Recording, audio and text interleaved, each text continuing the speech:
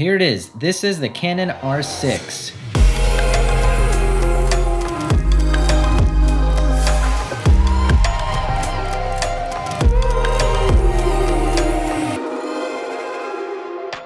Hey, what's up guys? This is Andrei Restrepo and welcome back to a new video. Today we are talking about the Canon R6 and my top 5 favorite features after using this camera for a couple weeks now. I have a lot to say about it, so let's get into this video right now.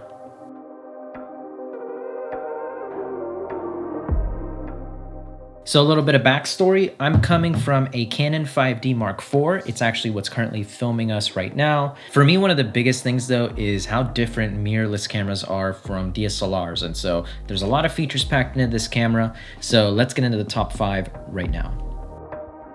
First and foremost, one of my top favorite features on this camera is the IBIS.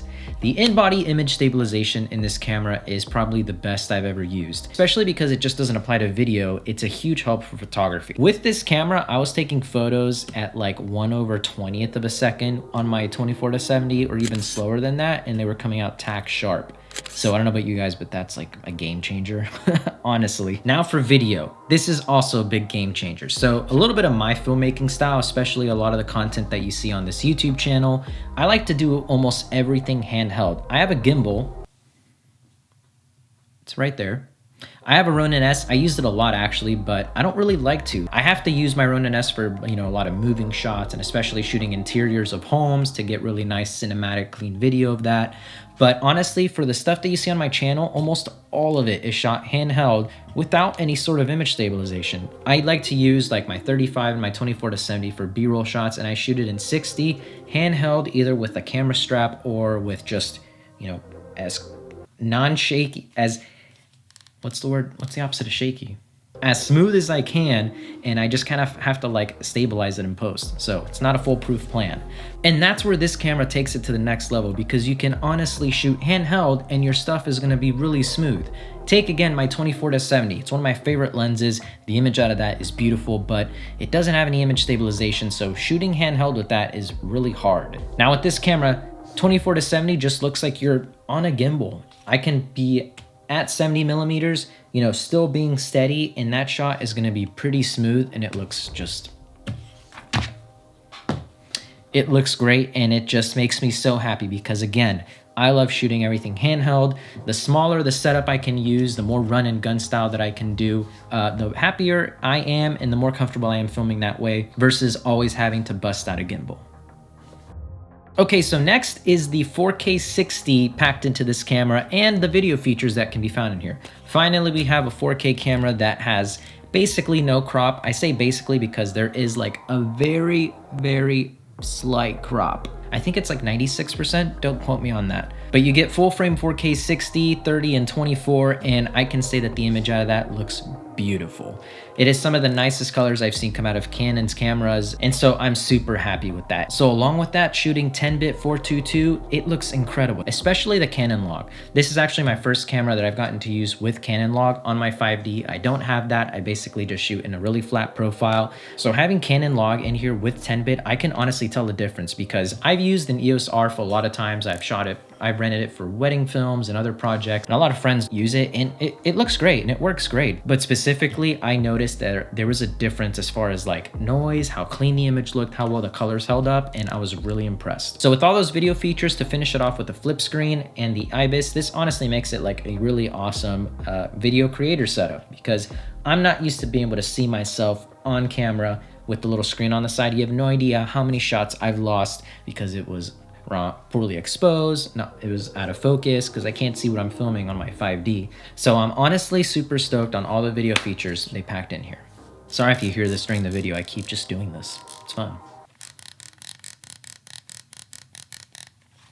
Moving on.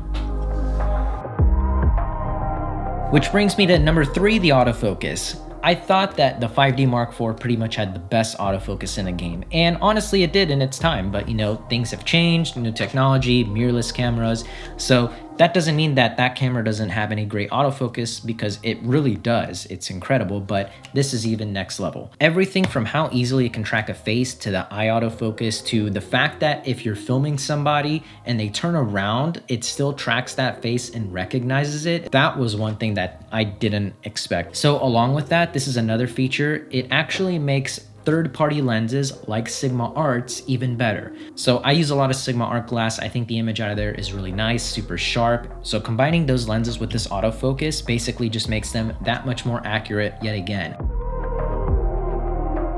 So now my fourth favorite feature about this camera is the tactical feel in the buttons on this camera, and I'll explain. Specifically, the wheel, the joystick, and the knob. Let me tell you why. Coming from my 5D Mark IV, it feels really familiar, and I'm so happy that they added this for your aperture, scrolling through photos. This right here, so you can select different autofocus points and whatever you're selecting. And then also the menu right here. Even though on my 5D, the dial just sits on manual mode, but on here, you have to actually flip to video mode to select manual video, which I'll get into in a second later, but having that tactical feel is actually a lot better to me. I wasn't a huge fan of that, again, on the EOS R, but you know, some people like it. And then I'm so glad that they brought this button back right here, because I did not like it on the EOS R. Every time I used it, it just didn't really work well. It wasn't really reliable, didn't use it. And so this is a much better feature for sure. So if you're coming from a Canon DSLR, you'll find this pretty familiar.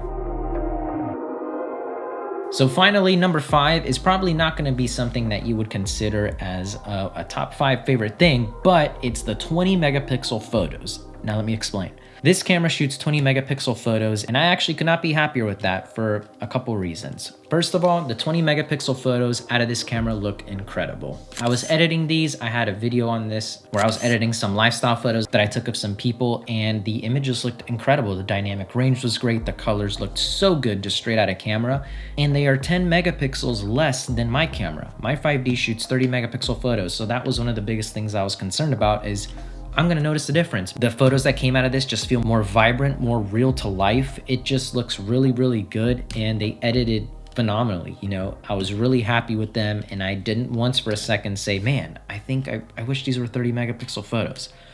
And honestly, if you're on the fence about it, the 1DX Mark II and 3 are both 20 megapixel cameras. So those are their pro line. Along with the fact that this camera is 20 megapixels means it's actually gonna perform better in low light than, say, something like the R5, which has almost double the megapixels. No, it does. It definitely has more than double the megapixels.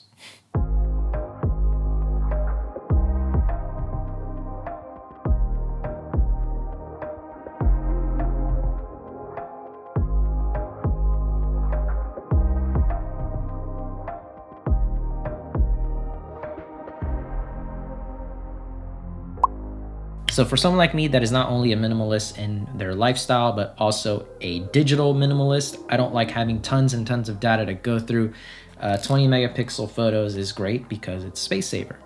So lastly, who is this camera intended for? You know, is this aimed for the professional, the hobbyist, the video creator? And so honestly, I think it's all of the above. It kind of depends on your work. If you're a photographer, a videographer, a YouTuber, any sort of content creator, where I think even up to the professional level, this is gonna be, you know, really great camera. So I think I'm sold on it. I think that I am gonna be really looking to invest in this camera, because I think for everything that I'm doing as far as YouTube, the other type of work I do, it's gonna just be a really great asset to me and my business. So, you know, I think I might invest in the R6 in the near future. And so that pretty much wraps it up. That's it for this video. Leave a like if you enjoyed, comment down your thoughts, and subscribe if you haven't already. I would love for you guys to be a part of my channel, and I'll see you guys in the next video.